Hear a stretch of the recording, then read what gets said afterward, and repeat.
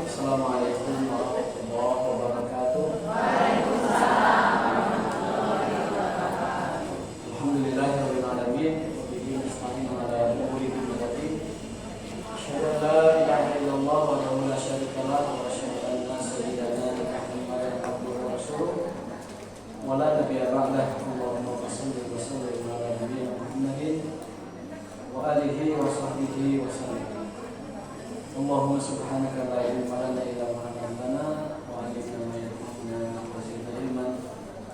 Rabbana atina fid dunya hasanah wa fil akhirati hasanah wa qina adzabannar.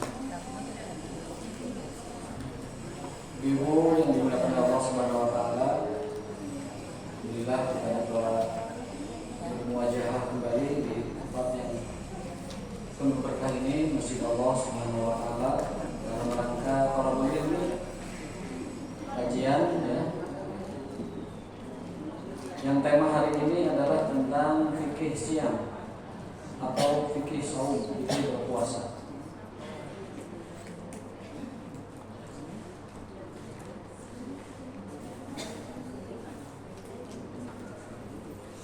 Saya tadi sudah usahakan dulunya.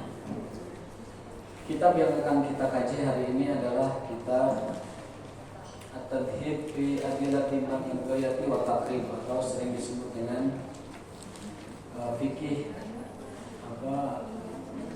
Abi Suja, ya, matan Abi Suja tentang fikih. Berbicara tentang puasa, maka secara bahasa puasa itu artinya adalah menahan. Puasa secara bahasa artinya menahan. Saum, menahan. Ada orang menahan berbicara, itu saum. Saum bicara. Seperti dalam kisah Maryam ya. Itu beliau tidak bicara 3 hari. Fala tukallimanna al-yauma insiya. Jadi hakikat ibadah puasa itu menahan diri dari berbagai macam keburukan. Yang latihannya itu dengan menahan syahwat makan, syahwat minum, syahwat kepada pasangan, dan syahwatul kalam, syahwat berbicara. Itu yang dilatih oleh ibadah puasa. Jadi kalau orang dalam ibadah puasa itu tidak melahirkan sikap dapat menahan diri, maka dia tidak belajar banyak dari, atau tidak mendapatkan banyak dari ibadah puasanya. Dalam sebuah hadis Nabi SAW bersabda, barang siapa yang berpuasa tetapi tidak dapat meninggalkan perkataan yang buruk, perkataan yang menyakiti, yang meremehkan, yang merendahkan, atau perkataan bohong, atau mungkin perkataan yang menggunjing orang lain ya, terutama, maka falaisa lillahi hajatun fi aida ta'amahu wa syarabah. Maka Allah tidak memerlukan puasanya. Jadi orang yang berpuasa tapi mulutnya liar itu tidak dapat apa-apa kecuali haus dan lapar saja. Jadi puasanya hanya sekedar menggugurkan kewajiban tetapi tidak mendapatkan apa-apa dari ibadah puasa. Maka tujuan ibadah puasa itu ada 3. 1, menguatkan iman. Yang kedua, memperbaiki ibadah atau meningkatkannya.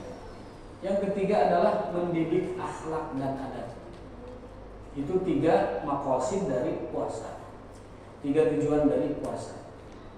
1, menguatkan iman, semakin yakin kepada Allah, semakin merasa dilihat Allah, karena orang lain nggak melihat tapi Allah melihat. Dia tidak makan, tidak minum, bukan hanya di hadapan orang lain, bahkan di belakang orang lain dia juga tidak makan, tidak minum. Itu melatih jiwa supaya merasa diawasi, dilihat oleh Allah. Jadi meningkatkan keimanan. Meningkatkan keimanan, merasa selalu bersama Allah dan diawasi oleh Allah. Juga meningkatkan keimanan di mana puasa ini hanya Allah yang akan membalas pahalanya. Berbeda dengan ibadah lain, Allah berfirman, "As-shaumu li", puasa itu khusus untukku. Manusia tidak terlibat di situ. Kalau sholat masih terlibat tuh, orang terlihat berjamaah, terlihat jungkal-jungkalnya, terlihat wudunya, terlihat takbiratul ihramnya, salamnya terlihat. Zakat juga terlihat oleh panitia zakat, menyetorkan, menyerahkan, terlihat. Semua ibadah itu terlihat. Bahkan jihad juga terlihat. Jadi potensi untuk riyanya itu ibadah-ibadah lain itu besar. Sholat, zakat, haji, apalagi haji itu potensi riyanya besar banget itu.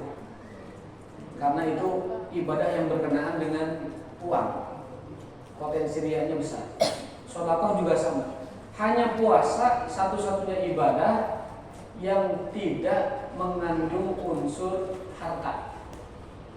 Sehingga ibadah puasa itu betul-betul ibadah yang semurni-murninya dan serahasia-rahasianya hanya dia dan Tuhannya yang tahu. Maka kata hadis, as-shaumu li, puasa itu khusus untukku. Wa ana ajzibi, dan aku akan membalasnya secara khusus. Beda dengan ibadah lain, puasa itu dibalasnya secara khusus oleh Allah Ta'ala dan diperuntukkan untuk Allah Subhanahu secara khusus. Itu menambah keimanan. Yang kedua, memperbaiki dan meningkatkan ibadah. Jelas saat bulan puasa ibadah semakin semangat, Bu. Taraweh, kamu taraweh malam pertama Ramadan itu masjid Asaherin. Sampai panitia bicara kita perluas masjid kita nanti, kita tingkatkan, kita perluas. Nah, ayat suami kalima masjidnya ngalegaan. Sanes lega ku bangunanna, jamaahna anu ngirana. Wong yen ke 10, 11, 17 sampai 20,26. Eta sanes di masjid, tawafna tos di pasar baru. Tawafna tos di pusat-pusat belanja. Jadi bergeser tempat tawafnya bukan lagi di masjid tapi di ibadahnya di. Nah, jadi saya sarankan ibu-ibu di persiapan di sebelum puasa, usahakan kalau mau ada acara beli baju-bajuan itu sebelum Ramadan. Dan THR-nya carios ka Bapak cairkeun saat Ramadan. Gitu. Jadi sibuk-sibuknya sekarang, Bu, belanja baju sekarang. Nyari baju, nyari gamis, nyari jilbab sekarang. Nanti masuk bulan Ramadan fokus untuk ibadah saja. Fokus ibadah saja. Ini malam 27 kan malam yang paling dipercaya Lailatul Qadar tuh. Dalam banyak hadis disebutkan malam Qadar itu 27. Ada yang katakan 23, 25, tapi yang paling banyak riwayatnya 27. Berdasarkan hadis Nabi ketika beliau waktu subuh pidato, kata Nabi Muhammad SAW, tadi malam Lailatul Qadar. Lalu ada sahabat melihat tanggal, Abdullah bin Mas'ud ya. 27 ini. Jadi saat Nabi mengucapkan malam tadi Lailatul Qadar, aku diperlihatkan Lailatul Qadar, itu kata sahabat itu malam 27. Nah, tapi ayeuna kenyataannya malam 27 sanes rame di masjid, ku itikaf, ku ibadah, ku tilawah, ku zikir, ku istighfar, ku doa, tapi sibukna di mall, di pasar baru, di segala tempat. Itu menyalahi kodrat Ramadan. Itu menyalahi tradisi orang-orang soleh umat Islam terdahulu saat menjalani Ramadan. Jadi ibu-ibu kami belanja Ramadan, belanja pakaian, dan di malam-malam akhir Ramadan eta tenurutan sunnah sasahawae. Sanes sunnahna para nabi, sanes sunnahna para ulama, para aulia, sanes sunnahna orang-orang soleh. Dan orang-orang soleh mah kafilah-kafilah orang soleh sibukna ibadah teh di 10 akhir Ramadan. 10 akhir Ramadan tos teu aya di luar deui. Nah, ibu-ibu wayahna 10 Ramadan tos teu aya di luar deui kecuali pami teu di bumi ibadah di masjid itikaf. Ulah ka mana-mana deui. Dan ayeuna nyuhunkeun HTHR-na. Tapi ulah modus oge satos ayeuna THR, ke saat Idul Fitri nyuhunkeun deui. teu acan kayak 2 kali kan gitu. Dan 2 kali saat acan Ramadan belanja baju sebelum hari raya itu 2 kali. Jadi rugi waktunya 2 kali. Nah, yang terakhir adalah tujuan Ramadan mentadrib atau mentakdib, mendidik akhlak.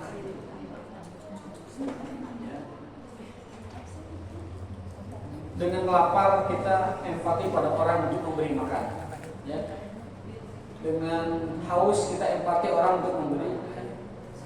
Kemudian menjaga lisan, menahan diri. Sampai kata Nabi, kalau kamu sedang puasa, lalu ada yang ngajak berantem, atau ngajak debat, atau ngajak adu mulut, ngajak kelahi, bahkan ingin membunuhmu, kata Nabi, katakan, maaf, saya sedang puasa. Faliyakul inni shaim, maaf saya sedang puasa. Mun aya ngajak gelut, ngajak pasya, ngajak getren, durder, katakan itu, maaf saya sedang puasa, tidak akan melayani ocehan Anda. Nanti ocehan Anda saya akan layani habis maghrib. Ya enggak juga. Artinya menahan diri. Nah, akhlak Ramadan itu maqasidus syiyam, tujuan ibadah syiyam. Satu, menguatkan iman, yang kedua menguatkan ibadah, yang ketiga mendidik akhlak. Nah, adapun definisi Ramadan dalam fikih yaitu menahan dari pembatal puasa dari subuh sampai maghrib atau dari fajar sampai terbenam. Syarat wajib puasa. Kita masuk ke fikihnya sekarang. Tadi mukadimahnya, sekarang fikihnya. Syarat wajib puasa ada 4. 1, Islam. Jadi nulain Islam udah diminta puasa, dipaksa puasa dan 1, Islam. Yang kedua, baligh. Ini syarat wajibnya puasa. 1, Islam, 2, baligh. Baligh itu dalam standar fikih, baligh itu cirinya 3. Menurut fikih, 1, tumbuh rambut kemaluan. Anak remaja sudah tumbuh rambut kemaluannya itu sudah baligh. Ini tanda utama nih. Yang kedua, mimpi basah. Mimpi basah. Yang ketiga, usianya sudah 15 tahun. Salah satu dari 3 tanda ini ada, maka sudah baligh. Salah satu saja sudah ada, dia sudah. Kalau perempuan, menstruasi. Jadi itu 3 tanda orang sudah baligh. 1, tumbuh rambut kemaluan, yang kedua mimpi basah, yang ketiga 15 tahun kalau laki-laki. Tapi salah satu sudah keluar tanda ini, baik rambut di kemaluan atau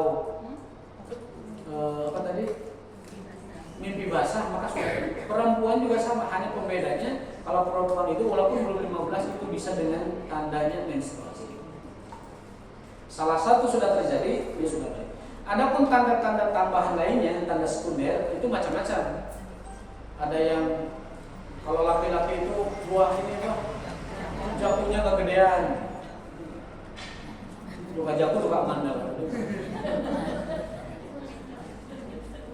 Terus kumis mulai tumbuh. Atan tapi soanten ngegemberan. Iya, mana boy suara gede. Itu tanda baligh, tapi tanda tambahan, bukan tanda utama, bukan tanda agama. Kalau tanda yang agama tadi tumbuh rambut, mimpi basah, atau menstruasi dan usia 15 tahun kalau bagi laki-laki. Tanda-tanda tambahannya banyak. Laki-laki itu buah jakut, suara gemeran, kumisnya tumbuh. Kalau perempuan mungkin bentuk tubuhnya mulai berubah, membesar di bagian pinggulnya. Itu tanda sekunder, tanda tambahan, bukan tanda utama. Jadi bisa jadi perempuan itu sudah berubah bentuk tubuhnya tapi belum balik, bisa jadi. Bisa jadi suaranya sudah gede, atau laki-laki sudah tumbuh kumis tapi belum balik, bisa jadi. Bisa jadi. Tanda utama itu hanya di 3 tadi. Mimpi, kemudian menstruasi, kemudian tumbuh rambut di kemaluan. Yang ketiga adalah berakal. punya akal, sehat akalnya. Kalau akalnya tidak waras alias belok ataupun danling, edan eling, kadang edan kadang eling, berarti wajib puasanya kerelingnya, keredan mah tidak ada puasa. Kumaha lamun pentingnya edan, gorengna eling ya terpuasa. Atau kebalikan, siangnya eling, malamnya edan, ya, lagi elingnya suruh puasa. Ayah bu edan eling, ayah danling sih, bukan darling bu, edan eling. Yang keempat, al-qudroh, mampu melakukan puasa. Jadi syarat puasa itu 4. 1 dia orang Islam, 2 baligh, 3 berakal, 4 mampu. Nanti ada yang tidak mampu, orang tua, kakek-kakek usia lanjut, ibu-ibu usia lanjut, atau mungkin wanita yang sedang mengandung, yang melahirkan, nanti dibahas di nanti. Adapun fardunya siang, rukun puasa atau fardu puasa itu ada 4. Ada 4. Kita bawakan dari kitab At-Tadhib yang merupakan penjelas dari matan Abi Suja Fiqih Syafi'i, dia disepakati. Jadi rukun puasa itu fardu puasa itu ada 4. Yang pertama niat. Niat ini harus dimiliki sebelum masuk waktu imsak. Kalau saat imsak belum punya niat, maka puasanya batal. Puasa wajib ya, batal. Puasa wajib itu ada 3, puasa Ramadan, puasa qadha, puasa nazar. Ramadan, qadha, nazar itu puasa wajib. Mengharuskan adanya niat. Kedah aya niatna.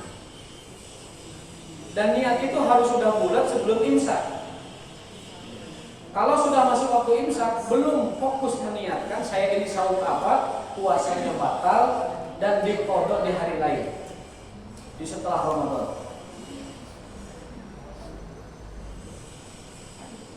Baik itu niatnya dilafazkan atau niatnya dalam hati saja, itu cukup. Mau disebut lafaz juga boleh, cukup dengan hati saja boleh. Yang penting ada niat. Berbeda dengan ibadah sunnah.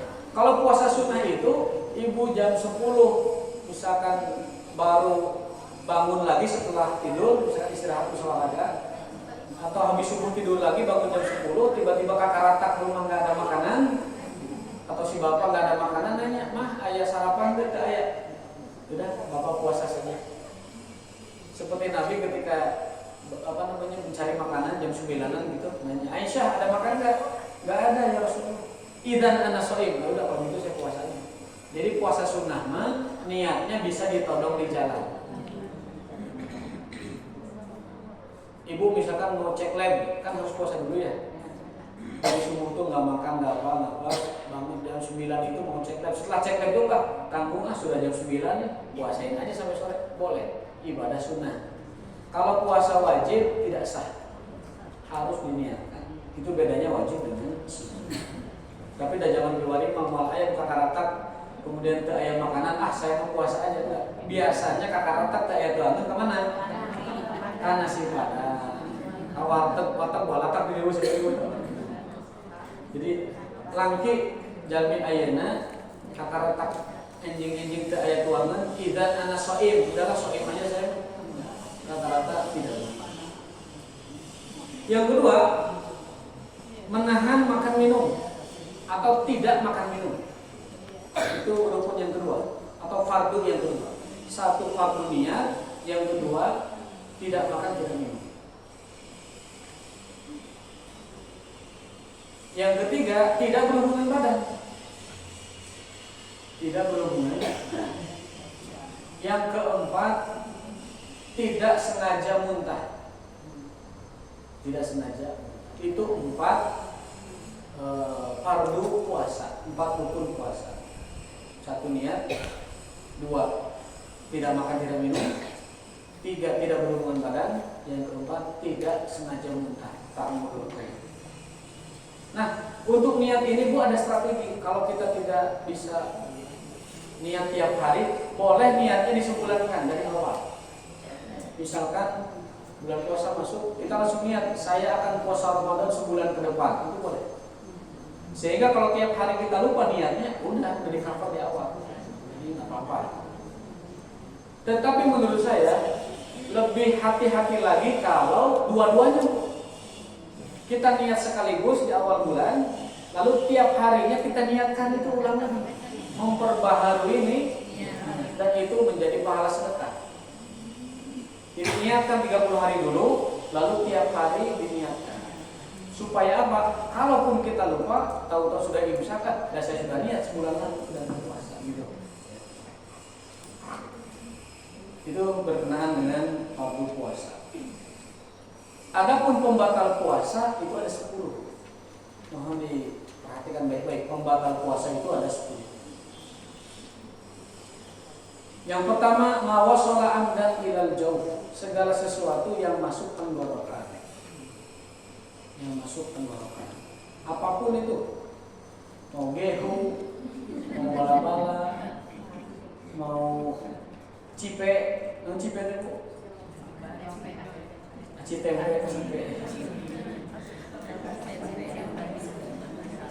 Mau seblak dengan berbagai variannya. Ya. Ibu sebab terkiat dengan habis sebelah wah ini atau bakso dengan berbagai macam jenisnya. Jadi semua sesuatu yang masuk ke tenggorokan batal.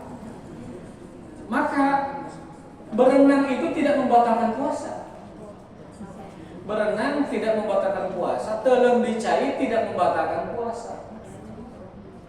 Tapi berpotensi khawatir batal puasanya gara-gara itu.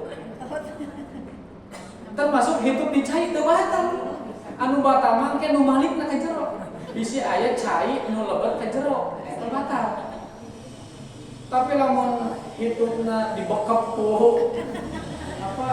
wadah yang tertutup tidak mungkin air masuk ya, berenang aman-aman saja. Jadi kesimpulannya telem dicai itu batal. Nu batal mah kalau ada potensi air masuk ke tenggorokan atau masuk ke lubang keluarnya angin. Itu yang kedua, segala sesuatu yang masuk lewat kepala. Segala sesuatu yang masuk lewat kepala itu juga membatalkan.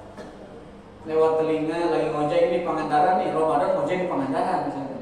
Cai lebet kan terus karena cai laut mah ada tarik tuh masuk ke dalam. Nah, itu berpotensi membatalkan kalau berenang seperti itu. Atau berenang di kolam renang tapi tidak ditutup telinganya, khawatir ada air masuk ke kepala, ke air masuk ke saluran. Kan saluran di sini ya, namanya saluran etachius kalau bahasa biologi. Atau masuk ke hidung, kemudian masuk ke dalam. Itu yang dimaksud dengan kepala kemasukan sesuatu, itu membatalkan. Atau ke mata, kecuali obat tetes mata karena darurat. Kalau sengaja membasahi mata supaya nanti airnya segar masuk ke dalam, itu bisa mati.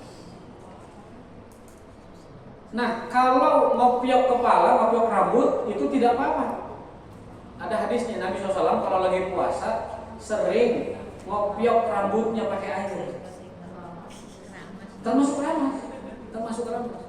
Itu dibasahin. Nah, itu tidak membatalkan. Ada hadisnya. Jadi kalau ibu lagi puasa misalkan terasa haus atau terasa lebih panas harinya, itu ambil aja air seember. Bisa kepala yang dimasukin, bisa ember yang ditungkul bin. Atau keramas, atau sekedar dibasahi supaya tidak terasa haus, itu boleh. Itu boleh. Jadi ngeem rambut saat puasa diboleh. Gosok gigi makruh kalau setelah zuhur. Kalau sebelum zuhur masih boleh. Dan kalau bisa gosok gigi tidak menggunakan pasta yang berasa. Kamu rasa bubur ayam sama rasa rujak peti saya. Kalau sekedar gosok gigi itu tidak membatalkan. Bahwa para ulama itu di siang Ramadan tetap bersiwak, tapi setelah zuhur mereka meninggalkan karena makruh.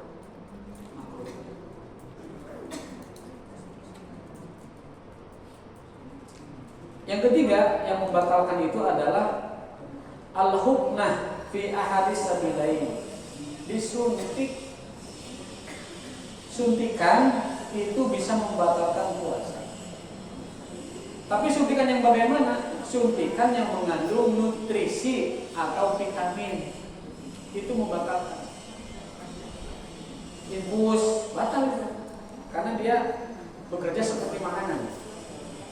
Kemudian vitamin C mungkin suntik itu membatalkan. Tapi suntikan yang tidak mengandung nutrisi atau vitamin atau gizi itu tidak membatalkan. Contohnya apa? Imunisasi. Contohnya vaksin. Contohnya yang mau umroh apa? Meningitis. Nah, itu tidak membatalkan. Karena yang dimasukkan itu bukan nutrisi, melainkan obat. Suntik apa namanya ini kalau panas demam tuh anak-anak suka suntik untuk bagusin kan? Atau ibu hamil oleh dokternya dikasih hormon, itu tidak membatalkan. Yang membatalkan itu kalau suntikan imunisasi atau vaksin atau suntikan injeksinya itu adalah nutrisi dan vitamin yang dapat menguatkan tubuh.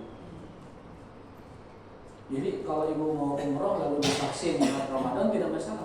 Waktu kita COVID juga sama, di Ramadan juga tetap ada vaksinasi, tidak apa-apa. Karena vaksinasi seperti itu obat ataupun antivirus, bukan nutrisi atau gizi. Termasuk perluasan dari bab itu adalah sesuatu yang masuk ke dua jalur, yaitu kubur dan kubur.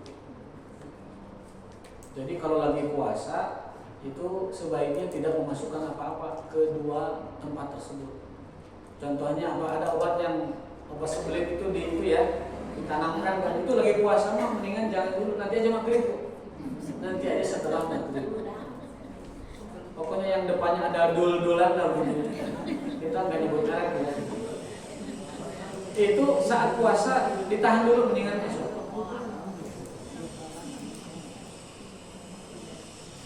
Kemudian juga pemasangan sesuatu ke dalam kubur itu kalau bisa tidak darurat ya, itu sebaiknya di luar waktu puasa atau sedang tidak puasa. Lagi pula kan yang sakit itu boleh tidak puasa. Bagaimana dengan obat asma yang dihirup? Itu kan mengandung uap ya. Apa namanya itu? Inhaler asma kita katakan atau yang menurut penelitian dan versi produsennya, itu katanya uap air yang dikandung oleh obat hisap asma itu adalah 0,70 sekian apa gitu satuannya. Sehingga tidak cukup untuk dikatakan uap air. Artinya apa? Artinya itu bukan air. Berarti menghirup apa tadi Bu? Inhaler asma tidak membatalkan puasa. Bagi orang yang asma. Bagi yang tidak asma tidak ada daruratnya, masa orang sehat itu batal. Khawatir batal. Bagi orang asma itu satu darurat, yang kedua kata pembuatnya bahwa yang dihirup itu partikelnya tidak sampai sah dikatakan sebagai uap air. Jadi masih gas. Seperti kita menghirup udara ini aja, udara di Ciwidey, udara di Lembang, seperti itu sama. Jadi tidak membatalkan asma. Apalagi bagi yang asma. Bagi yang sehat jangan khawatir. Tidak ada kebutuhannya dia nyetok obat asma saat puasa. Jadi tidak harus khawatir. Jadi obat mata, obat asma karena dia ada kebutuhan dan itu dikategorikan adalah seperti itu tidak apa. Yang keempat, pembatal puasa itu adalah wal qai'u amdan, muntah disengaja. Jadi kalau ibu pergi ke Jakarta kemudian muntah, baik muntah ke arah supir atau ke mobil sendiri, itu kalau tidak sengaja tidak batal. Tapi kalau sengaja dipancing-pancing supaya sari rasa bakso keluar lagi misalnya, batal itu. Atau sengaja digeluh-geluh, batal. Tapi kalau muntah alami tidak batal. Yang kelima, pembatal puasa itu al-waqu amdan fil farji. Berhubungan badan secara disengaja ke kemaluan. Itu ada pembatasnya, berhubungan suami istri disengaja ke arah kemaluan. Artinya kalau tidak disengaja tidak batal. Oh kan, pada berpikir emang ada yang tidak sengaja? Ada. Contoh misalnya suaminya itu lagi tidur, kemudian istrinya itu bermanuver. Suaminya menganggap dia itu sedang tidur, sedang mimpi gitu, hanya mimpi. Padahal itu adalah nyata. Maka yang batal dan kifarat istrinya saja, suaminya tidak. Yang batal istrinya saja, ya. Yang sadarnya. Atau mohon maaf, istrinya lagi pingsan atau dibius, ataupun lagi tidak sadar diri, atau lagi tidur, istri lagi tidur, dia merasakan seolah itu mimpi padahal nyata. Maka yang batal dan kifarat suaminya, istrinya tidak batal.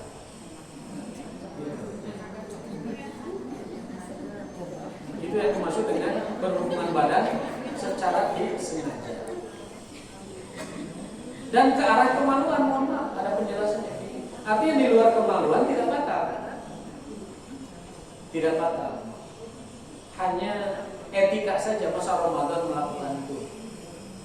Jadi bukan dosa, bukan batal, tapi etik saja. Dia etis tidak Ramadan, adab tidak Ramadan melakukan itu.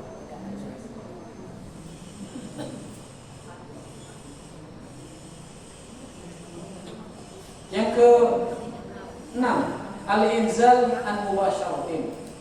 Keluar air mani secara langsung, disengaja.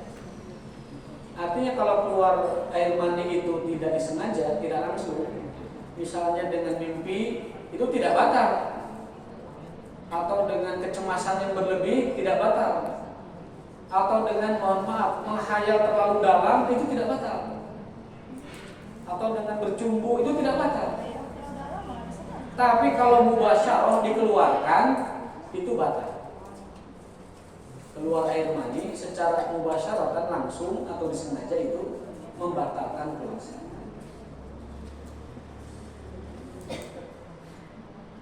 Jadi yang tidak disengaja tidak batal. Ini penting, barangkali anak kita perlu jawaban, perlu informasi kalau ada hal atau kerabat keluarga kita. Yang ke-7 adalah haid. Jelas itu tidak usah dibahas lagi. Yang ke-8 adalah nifas.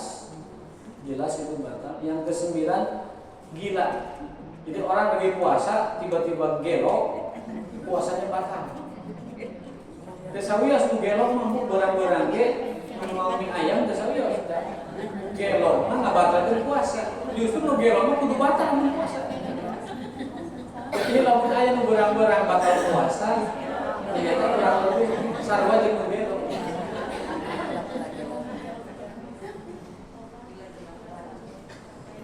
Bukan gila-gilaan, tapi gelo beneran.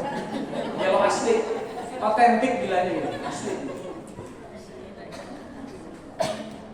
Yang terakhir, yang ke-10 adalah riddah, murtad. Murtad itu orang keluar dari Islam, itu otomatis puasanya batal. Bagi orang yang membatalkan puasa tidak punya alasan, maka dia tidak dapat mengqadanya. Dosa aja udah. Dosa besar dan taubat kepada Allah. Kenapa tidak bisa mengqadha? Saking berat dan besarnya dosa tidak puasa tanpa alasan. Dalam sebuah hadis Rasulullah bersabda, "Aku pernah melihat neraka." Diperlihatkan. Aku pernah diperlihatkan neraka. Aku melihat ada seseorang digantung terbalik dengan kaki dikait, gitu. Tahu kait itu? Kemudian badan atau kepala di bawah, ususnya terburai-burai, lambungnya hancur, mulutnya berdarah. Lalu Nabi bertanya, "Wahai Jibril, siapakah orang ini?" "Man hadza ya Jibril?" Jibril menjawab, hada rajulun min ummatika, ini adalah orang dari umatmu yang yuftir fi Ramadan, yang berbuka di bulan Ramadan tanpa alasan, yang makan minum di bulan Ramadan tanpa alasan. Hukumannya berat, di akhiratnya juga berat. Maka tidak ada qadha bagi orang seperti ini. Yang ada adalah taubatan nasuha, minta ampun kepada Allah dan tidak mengulanginya lagi. Jadi disampaikan kepada orang yang tidak punya uzur yang jelas tapi tidak puasa akan ancaman yang berat dari Allah untuk orang yang tidak mau berpuasa.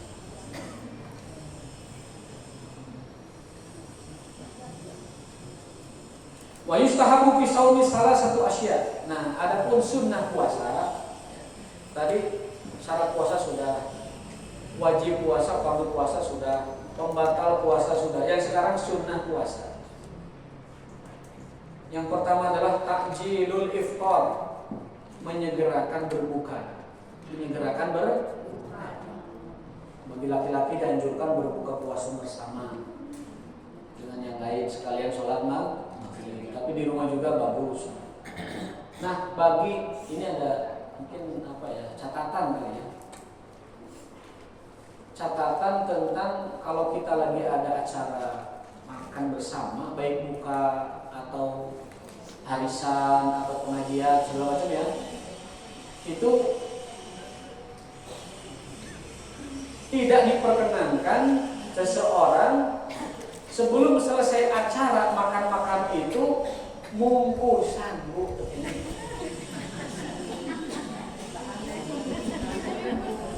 Terkenging mungkus ti payun, terkenging ngawadahan ti payun, upami acara teu acan rengsek, teu acan dibebaskeun ku pemilik acara.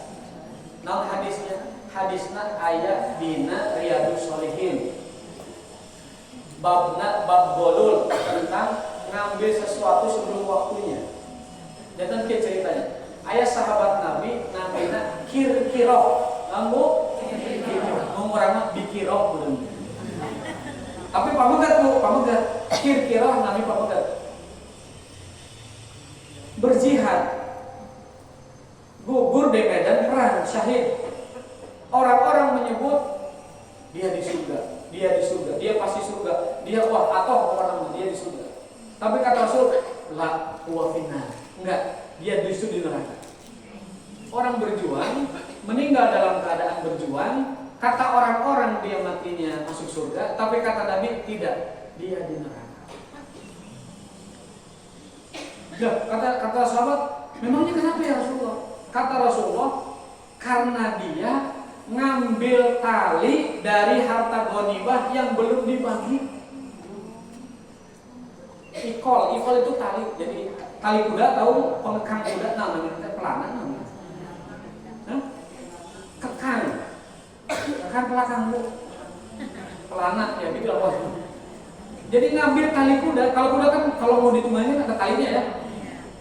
Nah, orang ini ngambil tali kuda dari harta ghanimah yang belum dibagi oleh Rasulullah SAW. Kata Rasulullah, dia ngambil tali sebelum dibagikan.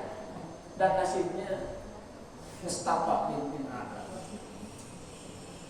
Diambil dari cerita ini pelajarannya adalah hukum umumnya adalah bahwa mengambil membungkus atau ngamankeun atau nyesakeun sesuatu yang belum resmi dibagikan atau belum diikhlaskan itu sama dengan yang di hadis ini, yaitu ngambil tali kuda sebelum ghanimah dibagikan. Jadi ini patut jadi waspada. Karena itu terjadi bahkan ketika buka puasa sekalipun. Tidak laki-laki, tidak perempuan, bahkan diceritain laki-laki. Diceritain laki. Kalau di zaman kewarima jiga nama ibu-ibu jiga. Sapertosna gitu. Nah, supaya orang berkah dan rahmat apa yang kita makan, pastikan sebelum itu resmi dibagikan, sebelum semua kebagian, karena mudaratnya besar. bisa jadi orang yang datang di acara itu tidak kebagian karena yang ada dibungkusan oleh oknum yang tidak bertanggung kadonya datang ke kebagian. Kecuali kalau panitia udah selesai, silahkan ambil masing-masing. Oh itu kan. Atau sudah dipastikan semua dapat. Nah, itu. Tapi kalau belum waktunya, lalu dia bungkus dan ngamankeun bahasana, itu khawatir terkena hadis kir-kiro. Jadi kembali ke tema kita bahwa menyegerakan berbuka puasa adalah satu dari sunnah puasa. Yang kedua, sunnah puasa itu takhirus sahur, mengakhirkan makan sahur.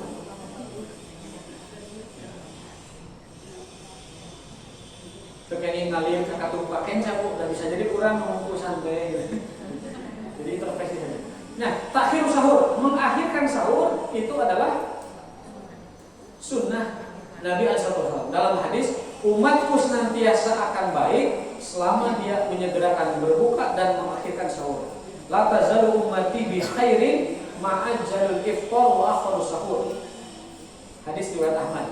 Jadi kalau orang berpuasa itu berbukanya cepat-cepat, pokoknya dar-dar langsung minum, tidak menanti-nantikan, itu adalah kebaikan umat Rasulullah. Kalau sahurnya sampai akhir, sampai dar sebelum azan, itu kebaikan umat Rasulullah. Jadi ulah kami itu jam 3 beres sahur, sajam deka subuh teu nyunah.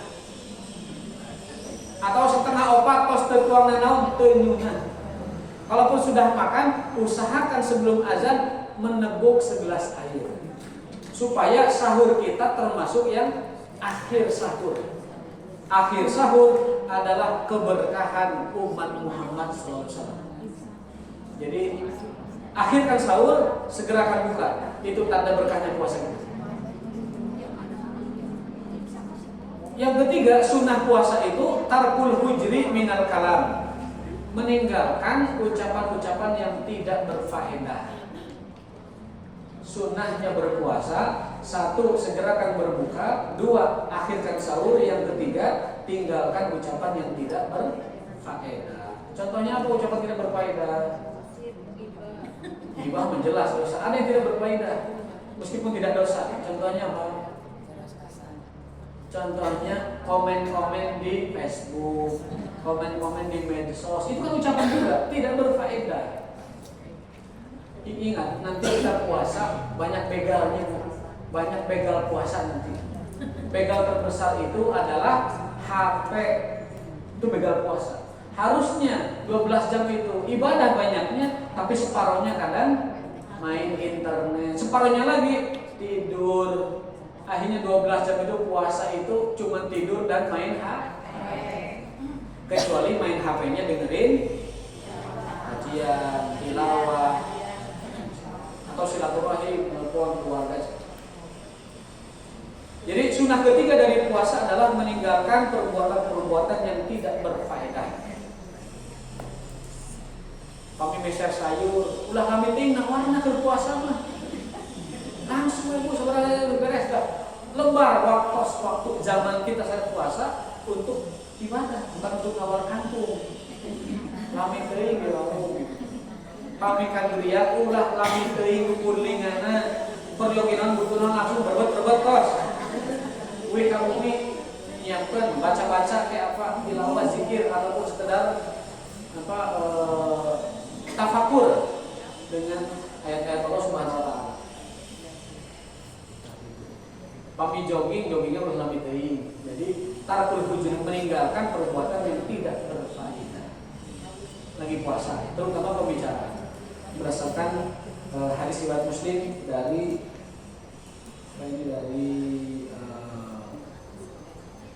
riwayat sahabat Rasulullah. Baik, puasa yang diharamkan ada 5. Itu tadi tema selesai ya, 3 sunnah puasa. Lalu yang ke 5 haram puasa atau haramnya puasa.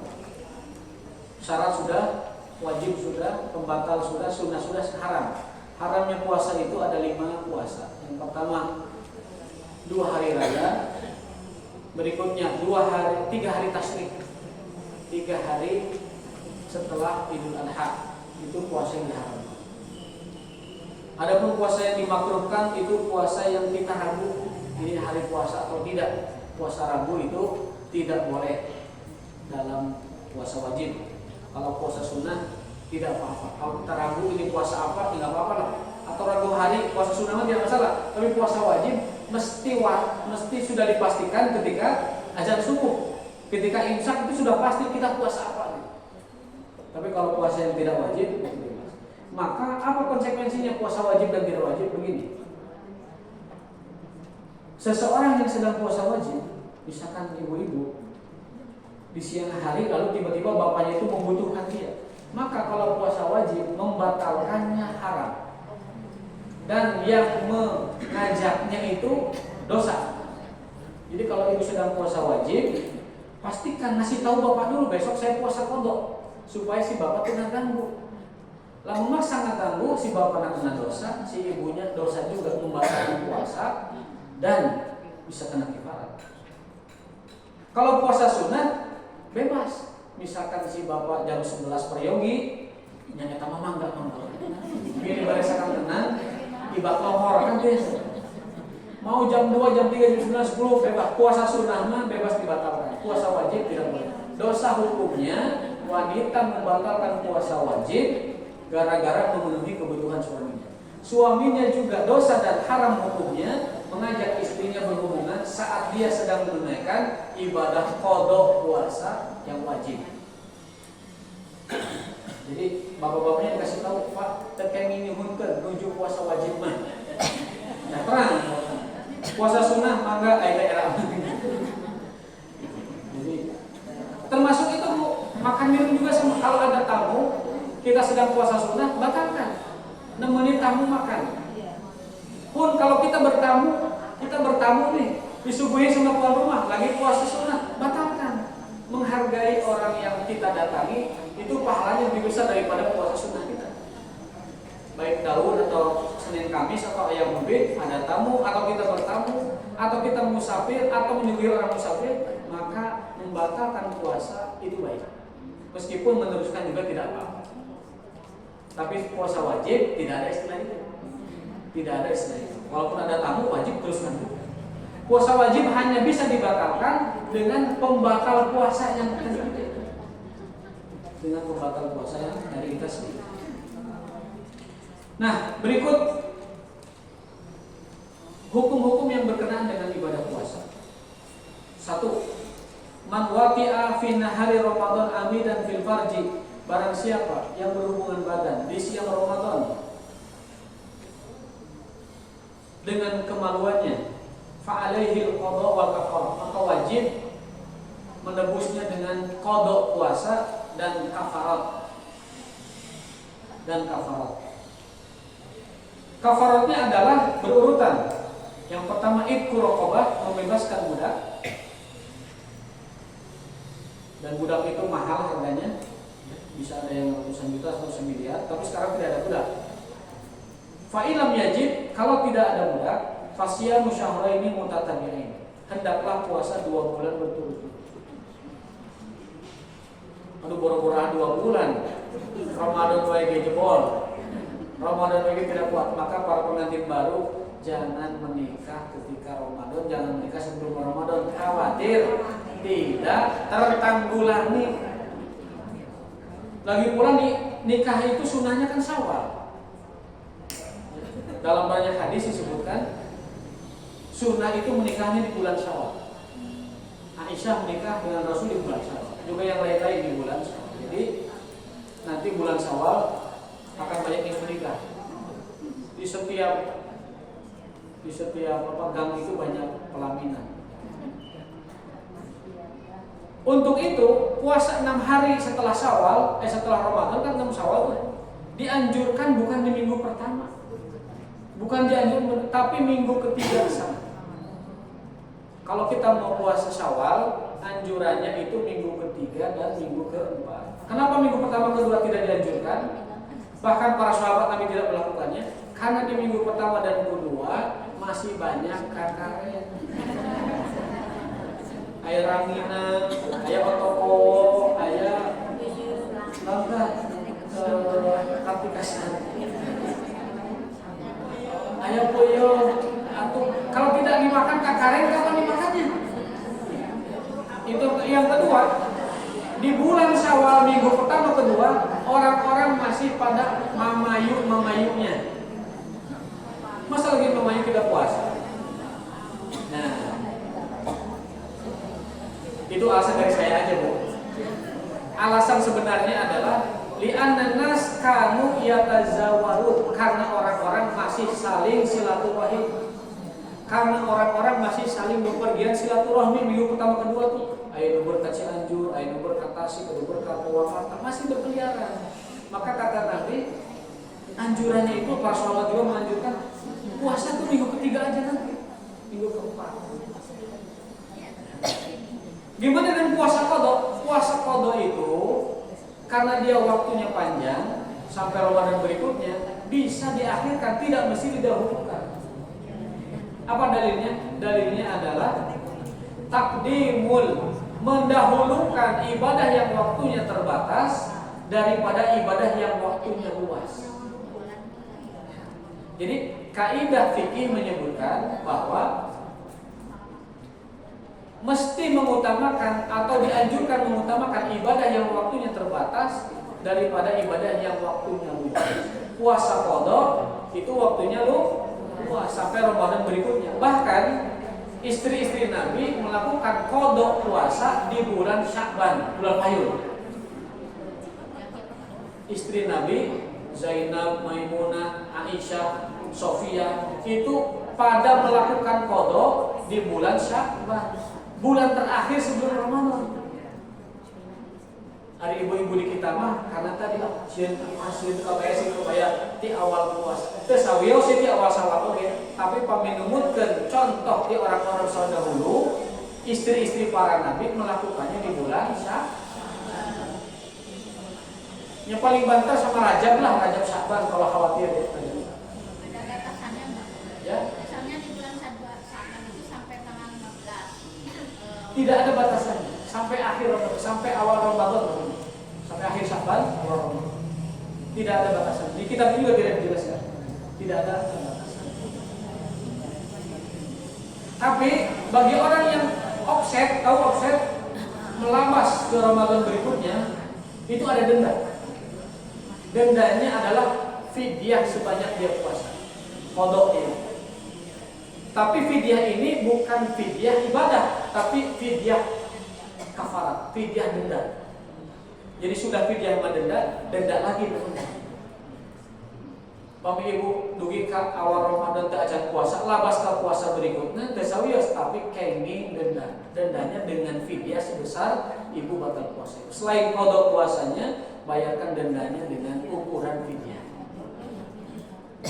Jadi itu kaidah kita beribadah. Kaidah fikih mengatakan bahwa mendahulukan ibadah yang terbatas waktunya diutamakan, prioritas dari ibadah yang banyak waktunya luas. Nah, fa'ilam yastati, kalau dia tidak sanggup juga untuk berpuasa 2 bulan berturut-turut gara-gara berhubungan badan di siang Ramadan suami istri secara sengaja dan lewat kemaluan, maka dia puasa 2 bulan berturut-turut sebagai kafaratnya. Selain qadha puasa sehari itu, dia juga bayar 2 bulan puasa berturut-turut. Kalau tidak sanggup juga, maka beri makan fakir miskin 1 porsi 1 orang sebanyak 60 porsi. 20 miskin. Jadi memberi makan 60 fakir miskin masing-masing 1 porsi. Namun akhirnya 1 porsi 35.000 atau 30.000 lah. 30 kali 60 seberapa?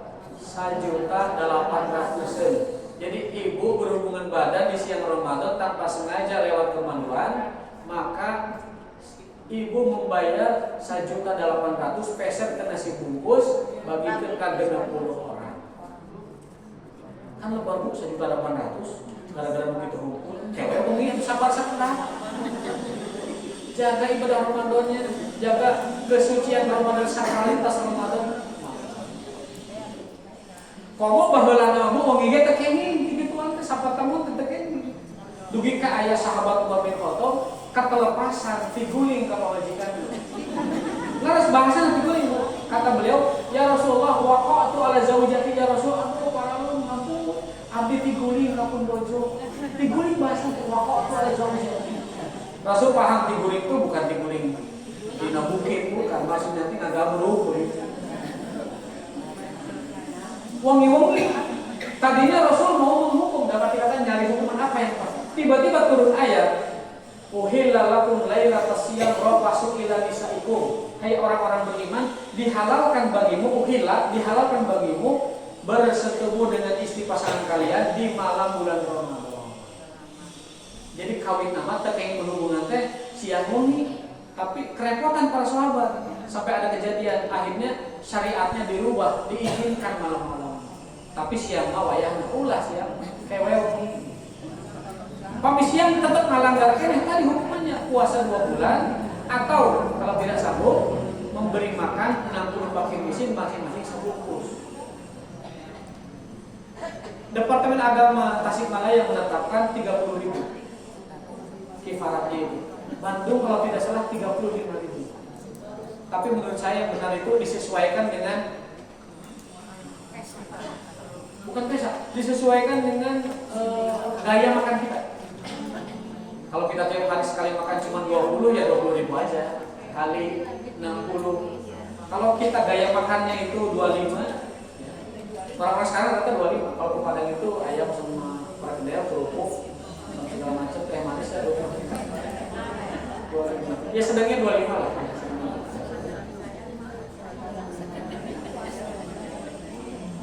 Oke, kita lanjut. Waman mata wa alaihi siyam. Barang siapa yang meninggal dunia masih punya hutang puasa, ya, misalkan ada sepuh kita meninggal nanti ping 28 Ramadan sasasi misalnya. Ramadan itu belum puasa. Maka bagaimana menembusnya? Ut'ima anhu likulli yaumin muddin. 1 hari dibayar mud. Dia juga mud hitungannya genep ratus gram atau genep on beas. Anu gaduh sepuh qadarullah pupusna misalkan di 20 Ramadan, maka 20 dinten 20 hari kali genep on seberapa? 120 on 12 kilo. Pamisasa sih 30 dinten tidak puasa lalu meninggal dunia orang tua kita misalkan, maka 6 on kali 30 jadi 180 on 18 kilo.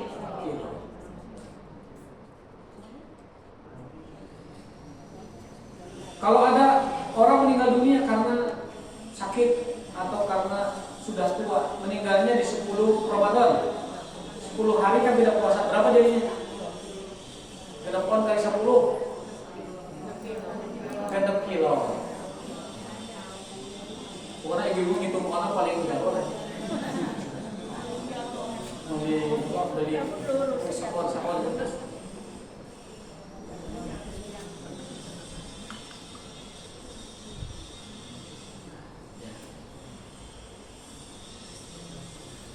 Wa syaikhu man ajaza an shaum yuftir wa yuqim an kulli yawmin mudan. Nah, tadi mah orang yang meninggal dunia, baik sakit meninggal dunia, tua meninggal dunia, ataupun musafir tiba-tiba meninggal dunia. Nah, itu harinya kali 6 on. Ya. Dalam bahasa kitabnya utul balad, makanan pokok negeri itu biasa. Adapun yang berhalangan, kalau tadi mau meninggal, ini tema baru. Adapun yang berhalangan, lihat halangannya dulu. Wa syaikhu man ajaza an shaumi yuftiru wa yuqim an kulli yawmin mudan.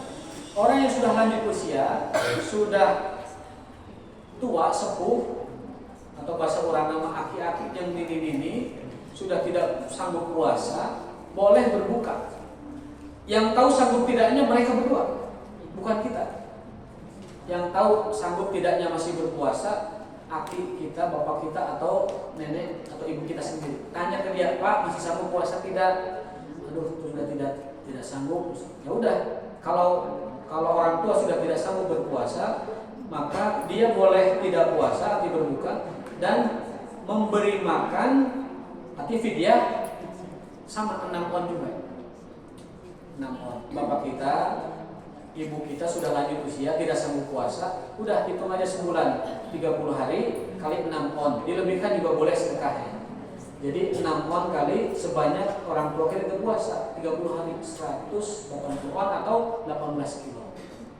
Jadi pemilik ayah sepuh di bumi tersanggup puasa, tidak sanggup berpuasa, hitung aja 30 hari kali 6 on 18 kilo. 1 bulanan ya. Nanti bulan depan, bulan Ramadan berikutnya juga sama. Wal hamilu wal murdi'u in khafat ala tusima aftarata wa 'alaiha qada. Nah, ada pun wanita hamil dan menyusui, kalau dia tidak sanggup berpuasa karena letih, lemah, capek, saya tidak pernah hamil, mohon maaf ya. Saya asumsikan capek aja lah gitu. Boleh berbuka, tetapi nanti diganti dengan qada. Adapun kalau tidak sanggupnya karena khawatir ke anaknya, dianya sanggup. Saya sanggup puasa walaupun hamil, walaupun menyusui, saya sanggup puasa. Tapi khawatir anak saya tidak mendapatkan ASI yang bagus. Nah, kalau seperti itu boleh tidak puasa, tapi diganti dengan qada dan kifarat. Qada dan fidyah. Kifaratnya fidyah, qada dan fidyah. Sama tadi fidyahnya 6 on beas. 6 on beas. Jadi kalau sasasinya 18 kilo. Tetapi ada pendapat lain, Bu. Ada pendapat lain dari sahabat Nabi Abdullah bin Umar dan Abdullah bin Abbas. Beliau ini adalah 2 orang ulama besar muridnya Rasul SAW langsung. Berpendapat wanita hamil dan menyusui boleh tidak puasa dan cukup bayar fidyah saja tanpa qada. Alasannya masuk akal karena mereka tidak punya kesempatan untuk membayar qada. Coba sekarang nih, wanita nikah, hamil bulan pertama, kemudian 9 bulan, lalu melahirkan, menyusui. Bulan ini tidak puasa karena hamil, tahun depan tidak puasa karena menyusui. Belum kalau punya program tunji 1 tahun hiji, hamil deui, nyusui deui, hamil deui, nyusui, hamil nipas nyusui, hamil nipas nyusui, hamil nipas. Lamun 3 tahun berturut-turut, kapan bayarnya? 3 tahun, semuanya 2 tahun, karena menyusui kan 2 tahun. Berarti 3 tahun 1 anak. Kalau per anak, kalau dia sampai 3 kali beranak, 3 kali melahirkan, berarti dia harus membayar puasa 6 tahun atau 9 tahun. Dan itu tidak mungkin. Maka saya pun memegang pendapat ini bahwa perempuan yang hamil dan menyusui cukup bayar fidyah saja, tidak qada. Tidak qada. Kalau ibu mau ambil yang pendapat yang pertama silakan. Tapi kalau ambil yang pendapat yang kedua silakan. Wal marid wal musafir safaran tawilan yuftirani wa yaqdiyan. Adapun musafir dan orang sakit yang sakitnya itu sembuh kembali, maka kedua orang ini, musafir dan orang sakit ini, ketika tidak berpuasa dibolehkan, tapi bayarnya dengan qada saja tanpa fidyah. Berarti kesimpulannya, orang yang boleh fidyah itu hanya 2. 1, kakek-kakek yang sudah uzur. Yang kedua, wanita hamil menyusui ataupun hamil dan menyusui itu hanya 2 orang itu yang bayar fidyah. Yang fidyah itu hanya 2, kakek-kakek tidak sanggup atau wanita hamil menyusui, itu bayar fidyah. Itu kira penjelasan tentang fikih saum. Jika ada pertanyaan, mungkin 1-2 diperbolehkan, jika tidak ya alhamdulillah. Jadi saya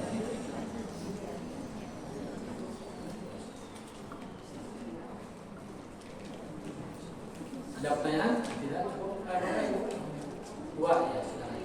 2 temen saja. Silakan. Waalaikumsalam.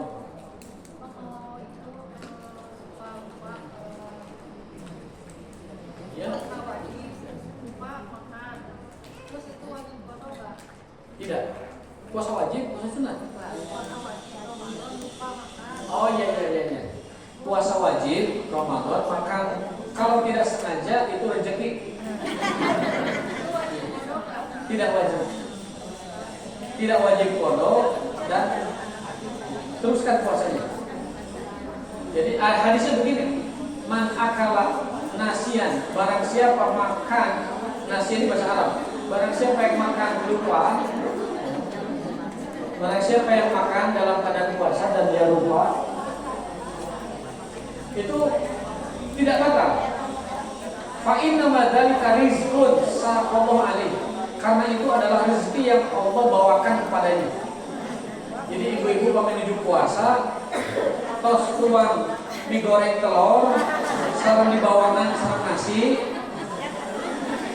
kemudian minumnya teh manis, baru ingat, aduh saya sedang puasa. Kata Nabi, eta rizki lu dikirim ke Allah ke ibu.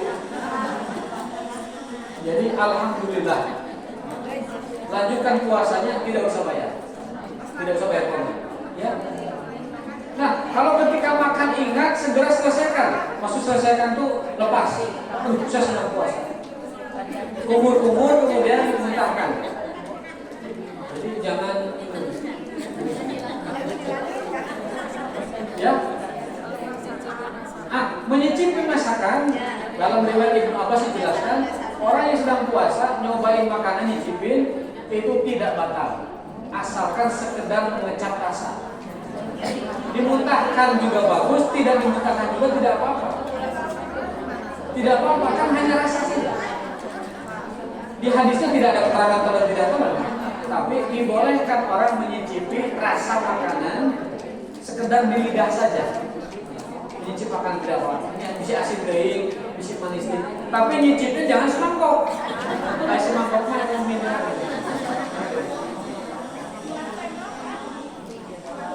Di luar tema ya.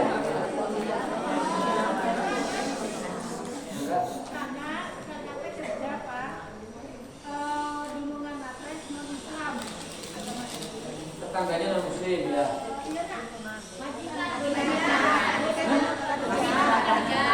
Oh majikannya non muslim ya sudah.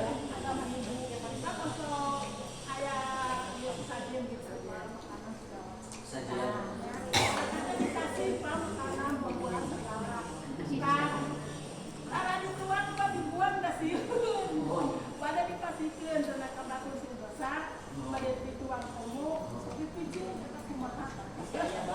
Memang sebaiknya tidak dikonsumsi.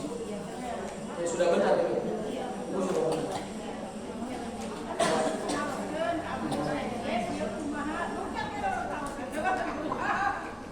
Jawaban ibu tos kasih.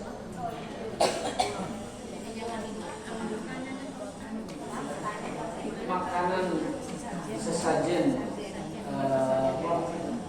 ritual agama lain bolehkah dimakan? Saya bilang tidak boleh. Tidak boleh konsumsi. Sebaiknya menghindari di ruang makan. Waalaikumsalam. Ya. Ini halal asma ya.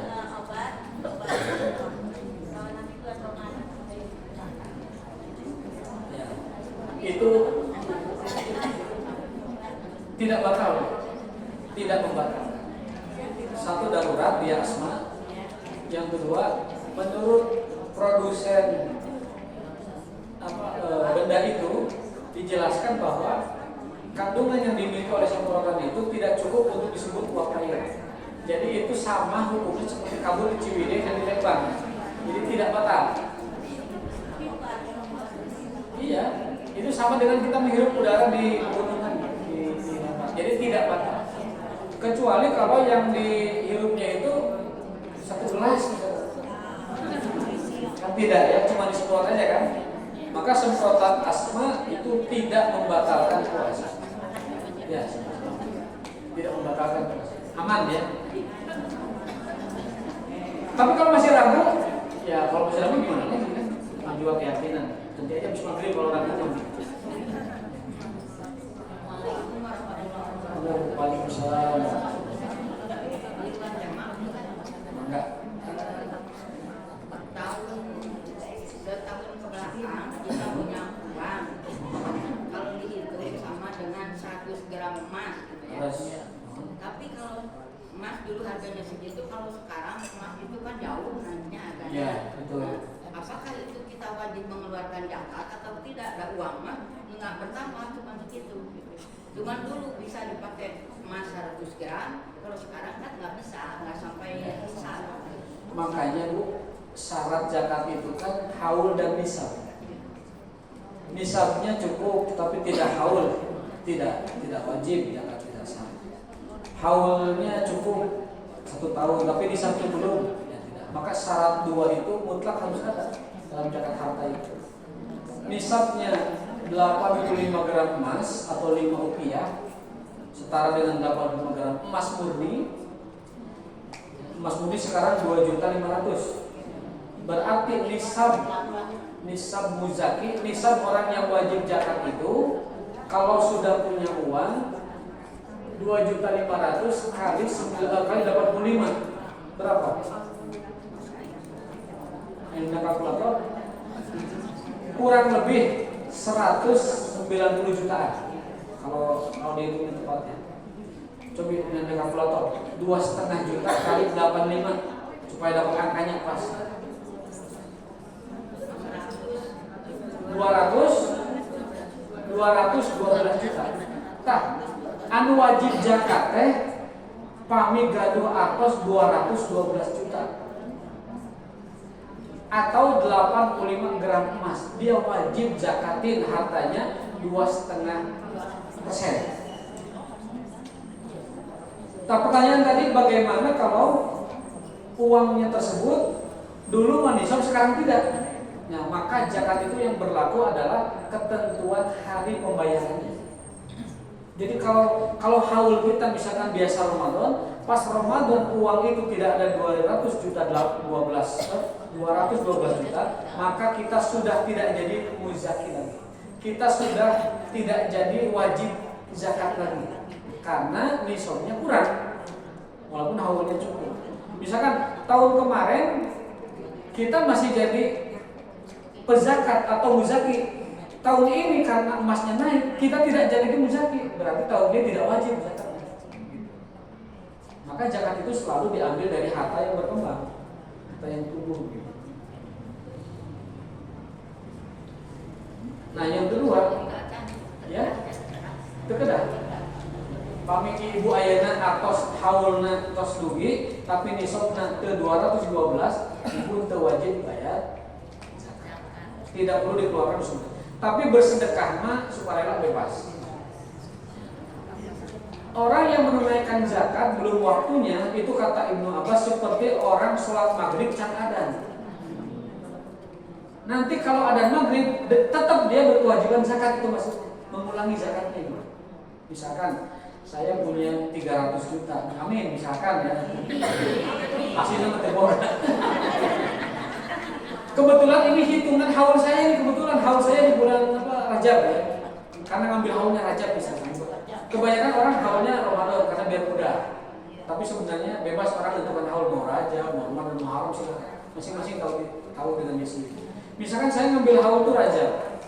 Dari haul kemarin sekarang Rajab. Tahun kemarin masih sanggup bayar zakat 2,5% karena emasnya masih 2 jutaan. Sehingga 190 itu masih wajib. Sekarang emasnya sudah lebih nilainya itu. Maka tahun ini saya turun pangkat dari muzaki menjadi mustahik. Turun pangkat dari yang berzakat dan tidak wajib zakat.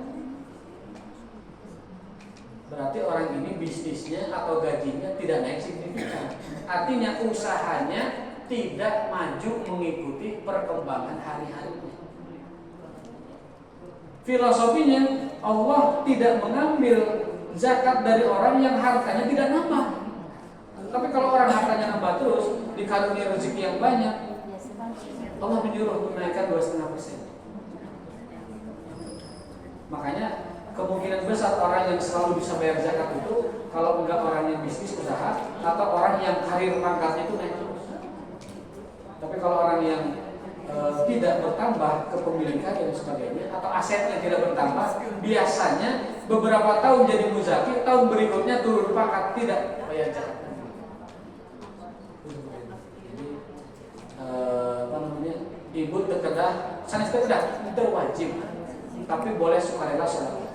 Tidak wajib menunaikan zakat wajib karena harta yang dimiliki menurun nilainya dari nisab yang ditentukan hari ini.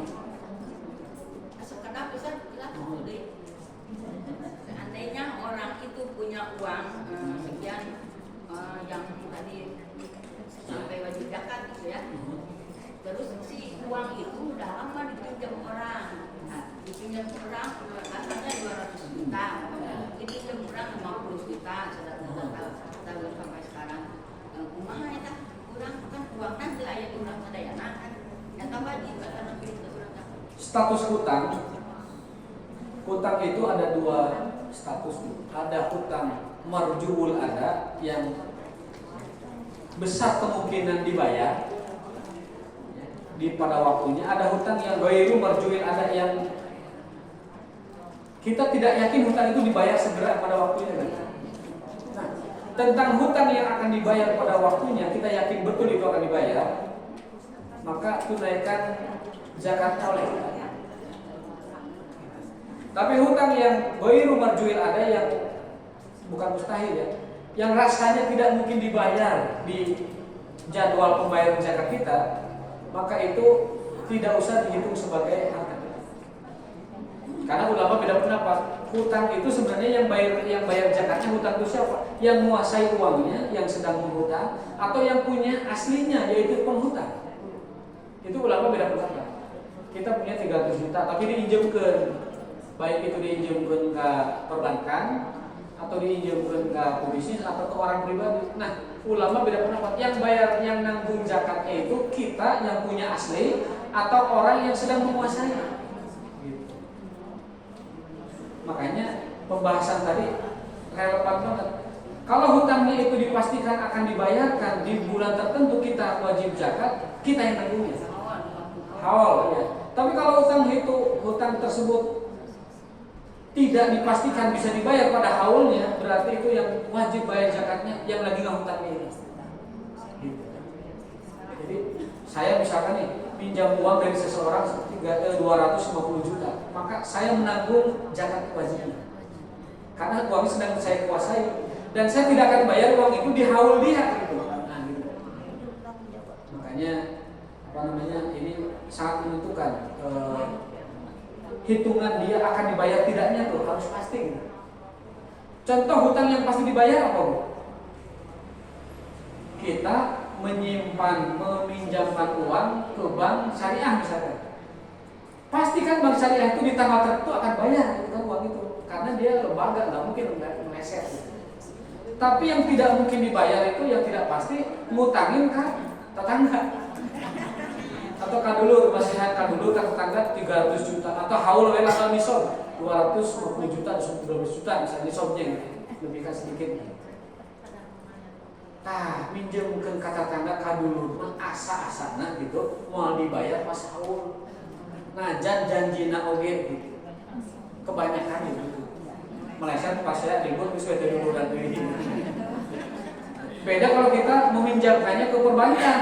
Kalau perbankan bilang saya akan bayar pinjaman ibu plus murobahannya, keuntungan profit sharing dalam mudharabah kan di bank syariah di bulan anu itu masih dibayar. Atau pebisnis yang bisnisnya lancar, tempo termin dibayar gitu. Nah, jadi ibu-ibu sekalian, utang yang sekiranya itu adalah akan dibayar, itu tanggungan zakatnya di kita. Tapi kalau utang itu kemungkinan tidak dibayar pada waktunya, itu tanggungan di tangan orang yang menguasai kita. Kita nggak dosa itu. Nggak dosa. Untuk itu kadang-kadang bayar nanti berkirim kan dia. Iya. Nggak salah. Iya tadi kan para ulama mengatakan itu pembebanannya ada dua pendapat kan. Pembeban. Kalau kita meyakini bahwa yang wajib bayar hutangnya itu adalah yang menghutang, berarti urusan dia. Tapi kalau kita meyakini itu adalah situ, menurut saya kurang fair juga kalau zakatnya dibayar oleh pemilik asli uang itu, karena dia tidak menguasai kan. Sudah dipinjamkan. Kita punya 200 juta dipinjemin ke orang, kita nggak megang uangnya, kita bayar zakatnya kan itu tidak fair. Tapi kalau yang lagi menguasai uang itu ya pantas saja dia bayar karena dia menguasai uang itu. Jadi sekali lagi hutang itu dibagi dua. Ada hutang yang akan dibayar pasti, ada hutang yang tidak dibayar pasti. Kalau tidak dibayar, ya bebas dari zakat hutang. tidak dihitung zakat karena itu sedang ada di orang lain uangnya. Tapi kalau dia wajib akan bayar, wajibnya di tangan kita bukan. Terima kasih Ibu sekalian. Barakallahu walakum. Aku qouli hadza wa astaghfirullah. Subhanakallahumma wa bihamdika asyhadu an la ilaha illa anta astaghfiruka wa atubu ilaik. Wal 'asri innal insana lafi khusr illa alladziina aamanu wa 'amilus shalihaati wa tawassaw bil haqqi wa tawassaw bis sabri. Wa aqulu minkum. Wassalamualaikum warahmatullahi wabarakatuh.